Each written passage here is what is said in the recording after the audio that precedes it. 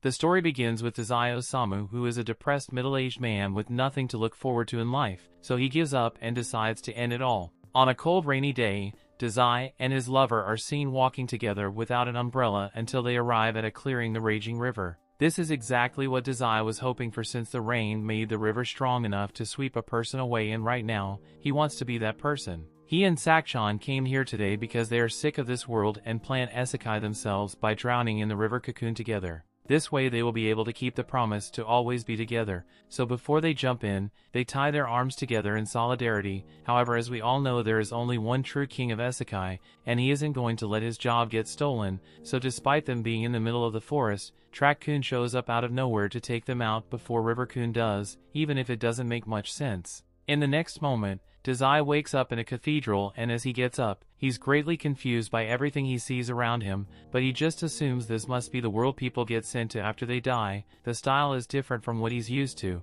but he will get used to it eventually. Just then, a voice calls out to him and explains to Dazai that he has been summoned here as the hero of this world. The woman's name is Annette, and she says she is tasked with guiding those who ended up here, to prove that this is indeed another world. She directs them to look out this window as a dragon and various other mythical creatures are seen roaming around in the world of Zauberberg. She tells Dazai that he's destined to become the hero of this world and restore the light, but he doesn't seem too happy about it. He wanted one thing, and that was to die alongside his lover Sakshon, but not only did he end up in a fantasy adventure instead, Sakshon isn't even here with him, so he feels like he's broken his promise to die with her. Oh well, that just means he has to try dying again, so Dazai swallows an entire bottle of pills and patiently waits for the sweet embrace of death by overdose. Annette freaks out after seeing Dazai poison himself, so she immediately begins using magic to detoxify his body, but as Dazai regains consciousness, he tells her to stop trying to save him because it's really inconvenient.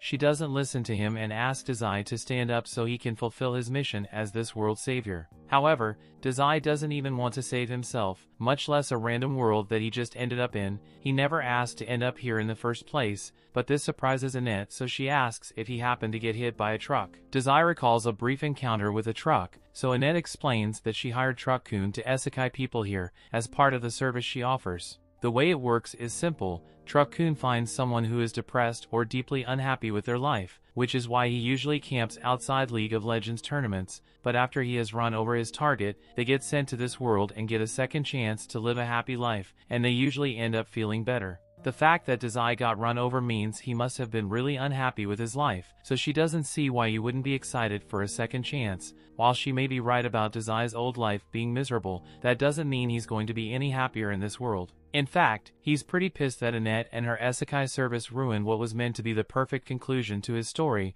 All they wanted was to spend his last moments of life with his lover, but she had to go and ruin it for him. Annette can't believe Dazai is so upset with her, but she's not worried about it since he will surely change his opinion once he did see his awesome stats. However, as she opens the stat window, she's shocked to see that Dazai possesses abysmally low health and mana. In fact, his health is so low that he would probably die from a stiff breeze in his current state. Annette refuses to believe Dazai is so weak, so she checks to see if he has some kind of broken ability to balance out his weak stats, but as she opens his ability window, she finds out that Dazai has no skills at all, aside from Depression level 5. Dazai is basically a glass cannon, but with no cannonballs, so Annette doesn't know what to do with him since something like this has never happened before. Dazai decides to leave the cathedral since there's nothing left for him here, but Annette feels the need to make up for her mistake, so she grabs Dazai's hand and apologizes for having him brought to this world, since he wasn't meant to come here. She unfortunately doesn't have the power to send him back to Earth, but she can't let him go and live by himself, either since he wouldn't last 10 minutes outside with his current stat points.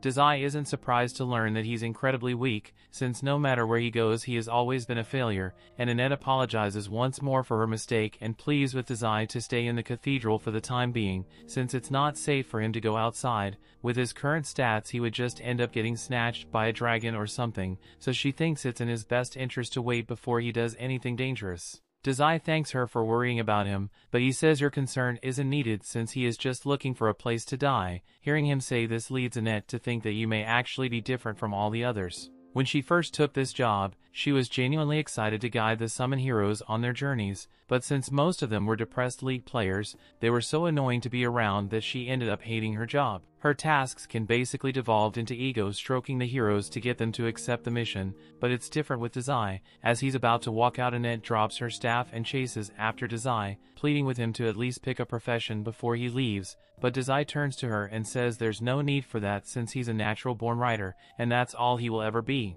With that, he closes the door behind himself and says goodbye to Annette, and once Dazai is gone, Annette falls to the floor and begins thinking about how Dazai is the exact kind of person she has been waiting for. Meanwhile, Dazai has made it to some plains outside and is trying to get directions from a sign, but he doesn't understand a single word on it, so he just goes back to popping pills. Just then, he hears a voice saying he's just spotted a landmark, so 5 points of experience have been awarded. He may just be high off the pills, but you'd swear that sound just came from his head, and it really hurts since he suffers from migraines, so he tries to get it to stop. However, celebration music goes off in his head as he has now gone up to level 2, and the resulting migraines make him want to die and more. Just then, he hears a girl screaming for help nearby, so he turns around and sees the girl getting assaulted by a death tree. She notices Dazai and asks him to help her since she'll be killed by the tree if she doesn't escape soon, and the tree seems to be wrapping her in his branches more and more by the second. Dazai just stands there as the tree fondles the girl, and he seems to be enjoying the show so much, so that he asks her if she's okay about him writing a novel about this later, but the girl doesn't care about any novels and just wants Dazai to rescue her already. To his credit, Dazai gives it his best shot, but he can't reach her at all, so he just gives up. So the tree grabs him by the neck and hangs him up next to the girl. There's nothing he can do about it now, so Dazai just introduces himself to the girl while he's hanging and says they are probably not going to last much longer. The girl blames Dazai for their predicament since he couldn't do anything to stop the death tree, and now that they have been captured, the death tree is going to use its suction ability to suck out all the nutrition from their bodies, so the next few minutes they're guaranteed to be dead. Dazai says he's happy to hear that, but this freaks the girl out because what kind of lunatic wants to die by getting himself sucked dry? As Dazai starts feeling weak, he looks like he's about to bust before suddenly slumping over. The girl starts to panic thinking Dazai has actually died, but moments later, the branch that was strangling Dazai begins to wither away, and the death tree ends up being destroyed because of it. The girl and Dazai are freed as the tree disintegrates, but Dazai is disappointed that you failed to die again. Thanks to his inadvertent victory, Dazai levels up again and the girl is left confused and amazed, because she believes Dazai intentionally made the death tree die by absorbing the poison in his body, but she also finds it weird that Dazai would poison himself to begin with. She thanks Dazai for saving her while also apologizing for calling him useless earlier. But he doesn't think he did anything special. All he managed to do was fail to die, and he isn't happy about it in the slightest. The girl doesn't understand why Dazai is depressed, but he saved her life, so she sincerely wants to thank him. She suddenly has an idea and invites Dazai to come over to her house, so she can express her gratitude properly, and Dazai sees no issue with this. So as the girl extends her hand and asks what she should call him, so he says she can call him Sensei. However, as he grabs her hand, he's reminded of Sakchan, and that gets him to wonder if she might have ended up in this world as well, and if that's the case then he might be able to find and reunite with his love. He has finally found a reason to stay alive in this world, so he will make sure he finds Sakchan no matter where he is in the world, and when he does they'll finally be able to die together. His motives may be questionable,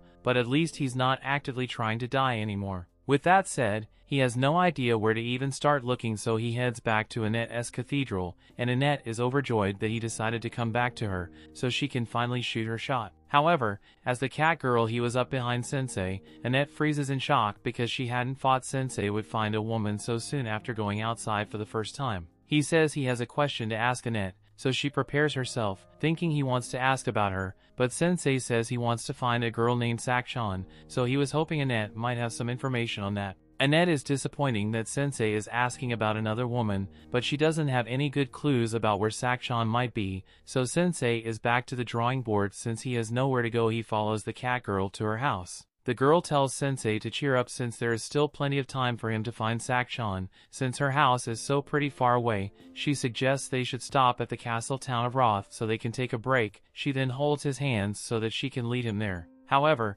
Annette is also here for some reason, and she will stand for such unholy behavior while they are out in public. The cat girl yells at it and for smacking her hand over something as trivial as hand holding. While she's on the topic of yelling at her, she questions why Annette is here in the first place, since it's not normal for a clergy to feel the need to abandon her post and follow people all the way out here. Annette doesn't really want to explain herself, but from the way she's looking at Sensei, the cat girl can already tell that she's in love with him. Annette denies having such impure intentions and claims that she is just here to watch over the weak otherworlder that she mistakenly summoned. As soon as the cat girl realizes that Sensei is from another world, she finally understands why he was so strong back when he saved her. Annette doesn't believe what the cat girl says since she saw Sensei's stats personally, and she knows for a fact that he has less health than a Make-A-Wish kid. The cat girl still asserts that Sensing must be strong since he was able to defeat a death tree and save her life in the process, but this is terrible news for Annette since Sensei saving the cat girl's life is the first step to developing a romance.